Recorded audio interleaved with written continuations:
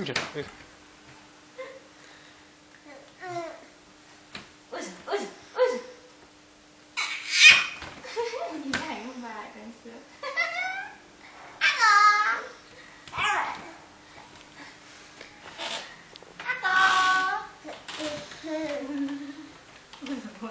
Trong màn này bây giờ tiếp lại.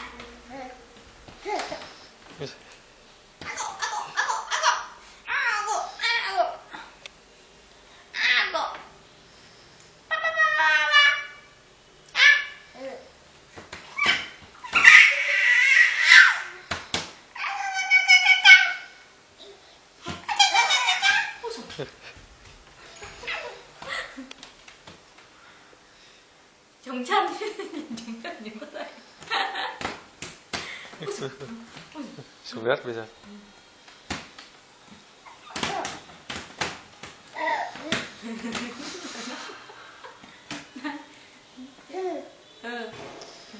Cố lên đi.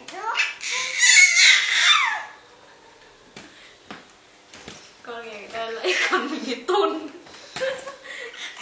Tiếp lại, tiếp lại.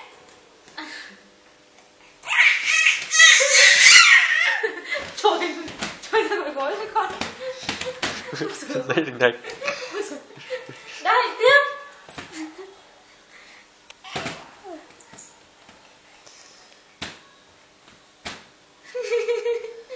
Ủa làm gì đấy? Ủa làm gì ạ? Ủa hấp à? Ủa hấp à? Ủa hấp à? Ủa hấp à? Ủa hấp à? Vòng thứ hai. Vòng hai. Tiếp không? Ủa. Ôi giời, rất đều, rất đều. Ôi giời, ôi giời, ôi giời. Vào đấy con. Nào, tiếp, tiếp lại. Tiếp đi. Cho nó xuôi câu. Ôi giời. Làm gì á? Ủa đâu à?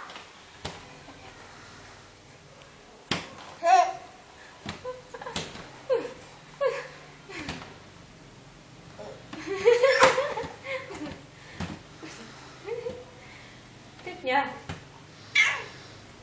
Thích nha. Ôi giời.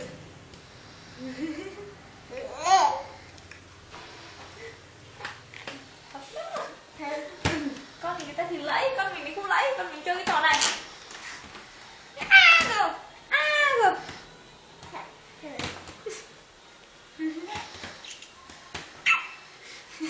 Vui vẻ. Thế đi.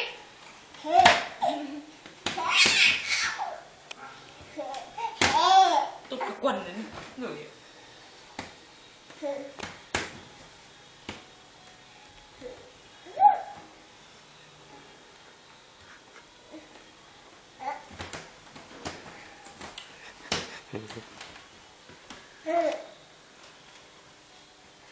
Vòng 3. Mệt chưa? Chưa. Không nó đạp 4-5 vòng. Ổn lắm à? Ổn lắm à? Đấy.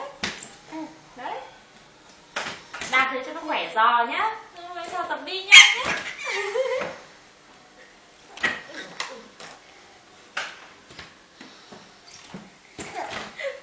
Lại say chết. Nào, đây. Agu. Agu. Agu. Agu. Mệt chưa? Mệt chưa? Dừng lại thôi. Mệt chưa? Đạp mệt là đòi bế đó. Mệt.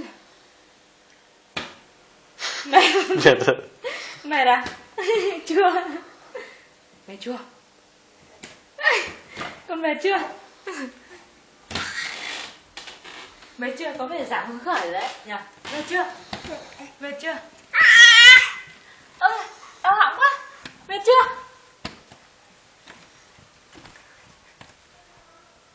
Mệt chưa? Ôi giời, ôi giời, ôi giời. Đoạn này đến đoạn ăn vạ.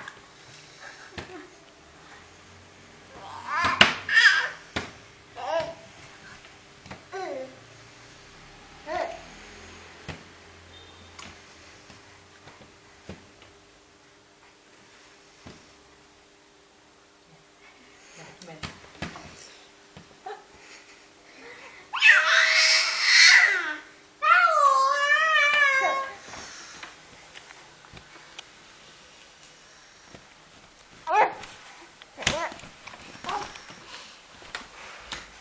Thôi ông ơi, ra ngoài bây giờ.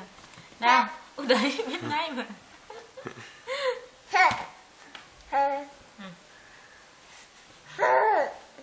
Chán nên mệt nữa. Mệt chưa? Mệt chưa? Marathon là thế đã mệt chưa? Hả?